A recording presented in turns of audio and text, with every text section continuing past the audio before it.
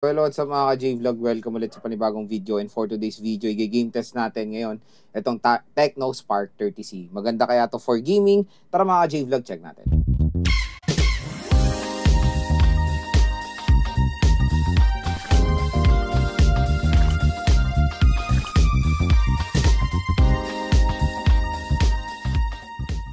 So bago tayo mag-start, ito pala yung quick specifications ni Tecno Spark 30C. Sa OS, out of the box na Android 14 siya with iOS 14. Sa chipset, meron siya MediaTek Helio 8 J81. Meron tayo octa-core CPU na meron clock speed up to 2.0 GHz. And sa GPU, nakamali G52. Itong variant natin, i-game test is 4GB 128. Pagdating sa battery, meron tayong 5,000 mAh na removable battery na merong support sa 18W fast charging rate. So 4 games ang ating iti-test. Meron tayong ML, Honor of Kings, Genshin, and Farlight 84. So first sa lalaroin natin is Mobile Legends. Ito ang ating settings. Magandang balita, available siya sa graphics sa ultra, frame rate high, HD mode naka-on, outline naka-on, and of course shadow naka-on.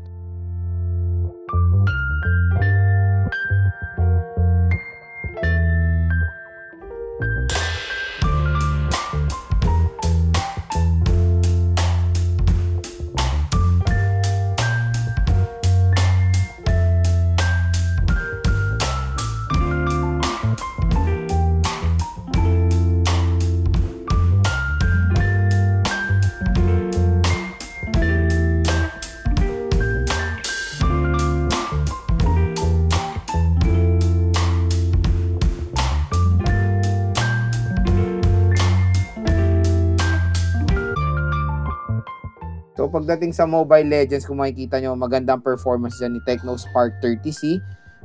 Yun nga, available siya sa mataas na graphics and high frame rate.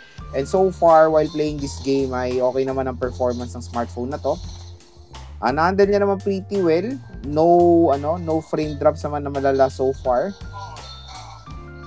Ayun mga J-Vlog, may enjoy nyo rin maglaro ng Mobile Legends dito sa Tecno Spark 30C. Okay siya. So next na lalaruin natin is Honor of Kings. Okay, try natin yung graphics niya. So FPS yung pinamataas is high. Resolution natin, lagay natin sa ultra.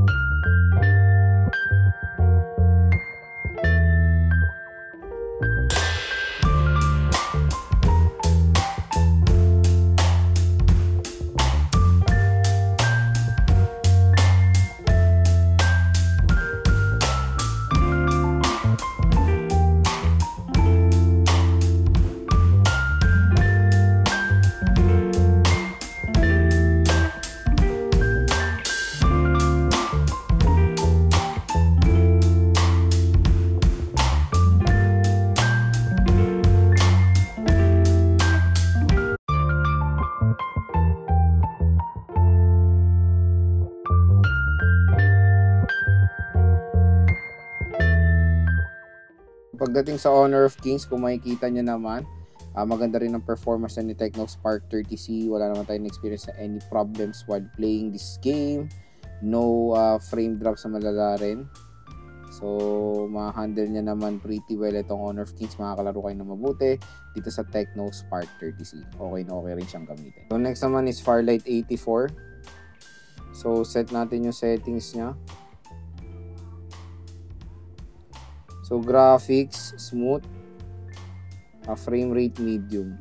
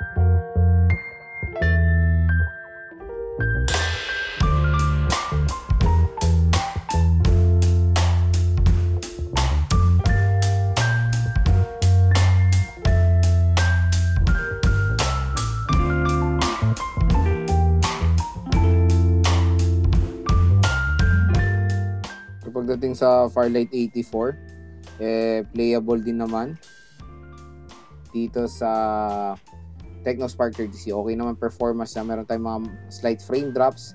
So parang nasa medium settings lang siya, di ba, kung mapapansin nyo. Pero sa ganitong settings naman ay okay. Makakalaro naman kayo ng maayos ng Firelight 84 dito sa Technospark 30. So next naman is Genshin Impact. So nasa lowest setting siya. Pero tingnan natin yung ano niya. Ano to eh, start game pa lang to oh.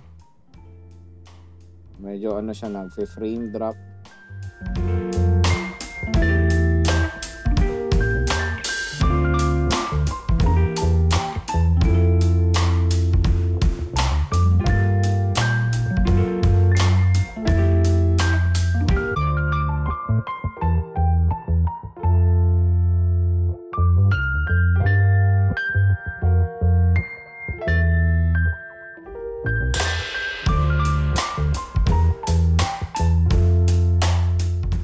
So pagdating sa graphics niya, ayan kung makikita nyo parang ano nga siya, pixelated siya dahil nasa ano lang siya, low graphics lang. Pero yun, nakakagalaw naman tayo or movement naman eh okay. Meron mga frame drops from time to time pero manageable naman. So ito na rin yung best option, yung default settings na lang ng Genshin Impact dito sa Technospark 30C. Yan siya. Makakalaro naman kayo dito pero sagad nyo na lang sa pinakamababang settings para mas okay yung performance. At saglit pa lang tayo naglalaro, medyo nakaka-feel na ako ng warm dito sa bandang joystick. Hindi naman yung sobrang init pero nagiging warm na siya. So yan, playable naman po Genshin dito pero sa mababang settings. Then mga ka-J-Vlog, nakita nyo na yung gaming performance si Technospark 30C. Kung makikita nyo, playable naman yung mga tinest nating games including Genshin. Pero yung Genshin, pinaka the best option nyo dyan is pinaka-mababang settings talaga ang marerecommend kong gamitin nyo sa Genshin Impact kasi masyado mabigat yung game na yan. Kahit nga sa lowest lang nito ay nakaka-experience tayo ng few frame drops from time to time. ML, playable naman dito including Honor of Kings, maganda naman performance niya. So sa mga ganyang mga modern games ay pwede namang i-suggest itong Technospark 30C. So very affordable lang itong smartphone na to, 4 plus lang. Pero nakakapaglaro na tayo dito ng pretty well when it comes to mga modern games ngayon. Kaya kung i-rate ko yung gaming performance ito 1 loss, 10 ang highest. Ang score ko dito mga J-Vlog na sa kanyang presyo sa 4,000 pesos, ang score ko dito nasa 8.5. Dumagdag kasi dito yung kanyang dual steer speakers which is very useful yan or very helpful when it comes sa gaming, and of course large display. Yung G81 chipset niya, ayan, okay naman yan sa mga ganitong presyo na smartphone. Makakalaro naman kayo kahit pa paano. 128GB best option na rin yan ngayong for gaming. 64GB is a big no-no for gaming, mababa lang yan. Kaya ang maganda dito sa Technospark 30C, pinaka-minimum talaga yung offer nila is 128GB at 4GB of RAM to. I think sa ganitong presyo, minimum ng 4GB of RAM. So sa ganitong presyo, perfect fit pa naman ng 4GB of RAM. So kung gagamitin nyo pang gaming, etong Technospark 30C, expect nyo syempre, manage your expectation lalo na sa presyo niya lang. Kung hardcore gamer kayo, definitely it's a big no-no. Pero kung ML, mga modern games kayo na uso, COD, ML, mga ganyan, ay pwede naman po kahit pa paano dito sa Technospark 30C. So kung interested kayo dito sa smartphone na to, ayan mga ka-J-Vlog, ilalagay ko po yung link nito sa description box.